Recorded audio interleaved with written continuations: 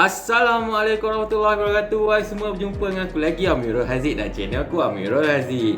Okay, so pada hari ni aku nak kongsikan macam mana nak setting manual, macam mana nak faham tiga perkara ni: shutter, aperture dan juga ISO. Okay, so ramai yang orang kata yang baru main kamera yang tak tahu apa kegunaan tiga benda ni: aperture, shutter dan ISO. Tadi aku rasa aku terbalik kot.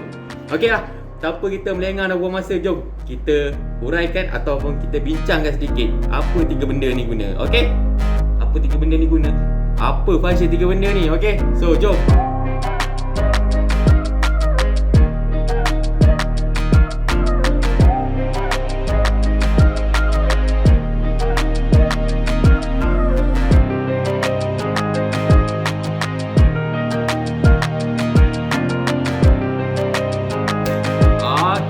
Macam tadi aku nak cakap, pada hari ni aku nak kongsikan macam mana nak setting manual and apa function tiga benda ni: aperture, shutter dan juga ISO. Okay, so tanpa kita melengah dan buang masa, jom aku terus ke segmen kita. Sekarang ni depan aku ada kamera aku Nikon D7000 bersama lens 15 and aperture dia adalah 1.8.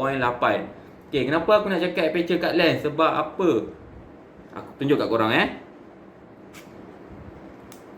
Okey, kau nampak dekat ni 1.8 kan? Okey, kalau aperture lens korang adalah 1.8, so dekat sini pun akan jadi 1.8. Tapi bila dekat lens korang ada 2.8, so dia akan jadi 2.8 lah. So dia tak akan turun lebih daripada tu. Dia akan ngam-ngam ikut lens korang. Okey, apa function aperture ni? Function dia ialah mengawal pembukaan lens. Contoh, paling rendah ni aperture dia 1.8, so dia dah terbuka luas. Bila paling rendah lah dia punya pembukaan tu, so paling banyak lah cahaya yang boleh masuk. Tapi bila kita letak paling tinggi nombor dia, paling kurang lah cahaya dia masuk. Okay, so korang jangan confuse dengan dua benda ni. Ingat nombor yang paling rendah pada aperture dia adalah pembukaan cahaya, pembukaan lens untuk masukkan cahaya yang banyak. Tapi bila nombor yang besar, dia punya cahaya yang masuk adalah sikit. So, aku tunjuk kat korang apa yang aku cakap ni supaya korang faham. Okay, so dia punya ni adalah 1.8, betul? Kita tengok apa yang jadi kalau 1.8 kita punya aperture. Okay, so cahaya yang masuk ngam-ngam and tak terlebih tak terkurang. So cukup gula, cukup garam. Cukup rasa dia. Okay, so apa jadi kalau kita naikkan dia punya aperture dia kepada, kita ambil ni lah. Okey, 10. Apa jadi? So gelap. So bila dah gelap tu, korang faham tak maksud aku? Tinggi nombor dia, so gelap lah dia punya cahaya yang masuk. So kuranglah cahaya yang masuk. Rendah nombor dia, so banyaklah cahaya yang masuk. Okey, itu adalah function aperture. So kita jump to the next, ialah shutter speed. Aku tunjuk kat korang shutter speed yang mana. Okey, shutter speed ni yang korang nampak 30 ni, betul? So aku turunkan balik. Tadi macam aku cakap, aperture aku bila rendah cahaya banyak masuk kan. Okey, kita kena setting balik kita punya aperture. Okey, aperture kita letak balik ke nombor 1.8. Okey, sekarang aku nak cakap pasal shutter speed.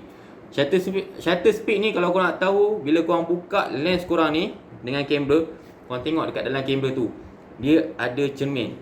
So cermin tu dia pusing. Dia adalah sensor pada cahaya. Bila korang snap gambar, contoh kan, so dia cepat sikit lah macam ni. So bila dia cepat bunyi macam tu, maknanya cahaya yang masuk adalah sikit. Aku tunjuk kat korang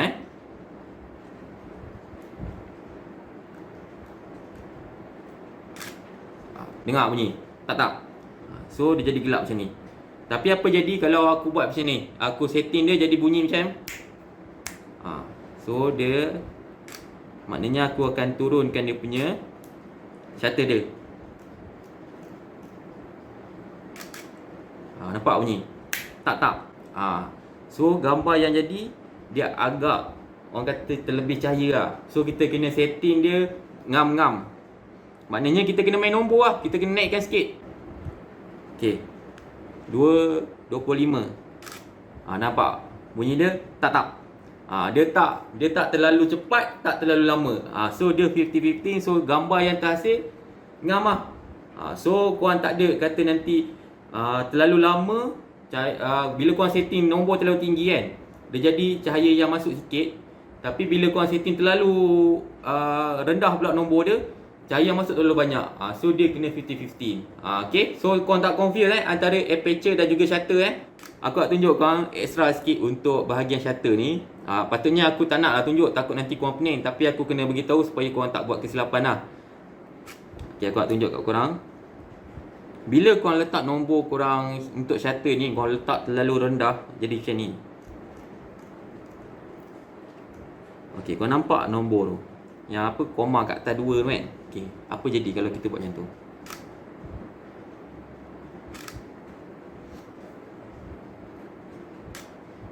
Okay, dia jadi terlalu lama. So bila jadi terlalu lama, gambar yang terhasil pun cahaya yang masuk terlalu banyak.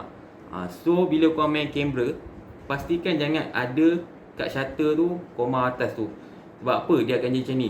Itu yang pertama. Yang kedua pula, bila korang snap gambar handheld lah, maksudnya tak ada tripod, monopod, korang snap guna tangan biasa, tangan kosong. Bila korang snap objek tu and tangan korang bergegar, so gambar image tu kan, dia punya objek tu akan jadi blur. Sebab kita, apa orang kata, kita dah termain shutter speed. Function dia kan untuk part ni, orang kalau korang biasa tengok aku akan insert gambar yang aku buat, kita akan snap gambar cahaya. Itu kebanyakan akan guna shutter speed ni. Aku pernah buat video pasal shutter speed ni, korang boleh tengok video sebelum ni. Aku akan masukkan dekat bawah description, dan korang boleh tengok video tu. Okay, so net ISO pula. ISO ni adalah mengawal cahaya. So bila nombor yang korang letak tu paling rendah, so cahaya yang masuk pun sikit lah. Bila korang letak nombor paling tinggi, cahaya yang masuk pun banyak. So korang jangan confuse aperture, shutter dan juga ISO. ISO ni dia 100% control cahaya. Macam tadi sensor, lepas tu satu lagi lens. Lens, sensor dan barulah pada cahaya. Walaupun ketiga-tiga ni tadi yang aku explain tadi kan, nampak sama je dia punya function, semua control cahaya. Tapi ISO ni 100% dia memperluaskan atau memperbesarkan lagi cahaya yang ada. Contoh sekarang aku tunjuk kat korang, ISO aku 800. Okay, so apa jadi kalau aku naikkan lagi? Okay, 3200. Objek yang sama. Okay, setting yang lain pula kita tengok. Okay, aku punya aperture dia 1.8. Okay, aku naikkan shutter aku. Sebab tadi dah ada koma kan, nanti dia akan snap terlalu lama. Aku ngam-ngamkan. Okay, 100.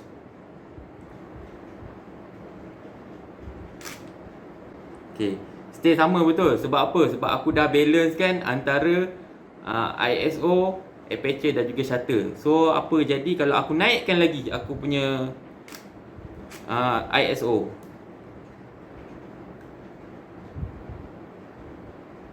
Okay, 6400. Dia punya apa? Aperture 1.8, shutter aku 100. So cahaya yang masuk pun still lagi banyak. Macam ni kita tak nak. Ini dah macam orang kata terlebih cahaya dia. So kita tak nak So kita turunkan sikit.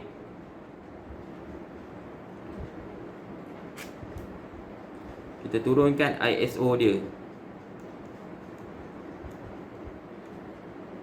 1000.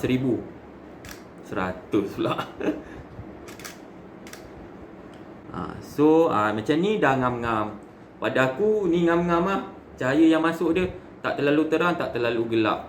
Okay, so kesimpulan dia pada semua yang tadi yang aku explain kat korang tadi kan, setiap susunan dia kan korang kena ikut aperture, shutter dan juga ISO. Andai kata bila korang buka kamera korang setting dulu ISO kan, betul? konsisten ISO korang sebab environment. Macam sekarang aku dekat dalam office. So dalam office dia kenalah ISO dia dalam 800 ke 1000 dah ngam-ngam. Tapi bila kat luar, bila kat outdoor, kau jangan letak 800 ke 1000. Sebab apa? Sebab dia akan over, cahaya yang masuk terlebih. So dalam 400 ke 200 tu dah okey lah. So kau dah kata kau setting ISO. So back dia, second dia kau kena setting aperture lah. Jangan kau setting terus shutter. Sebab takut nanti shutter korang terlebih, aperture korang kurang. So dia kena ikut susunan aperture, shutter, ISO. Ataupun ISO, aperture, shutter. So dari situ lah korang boleh control korang punya penggunaan manual camera. Okay. So setakat ni je apa yang aku kongsikan.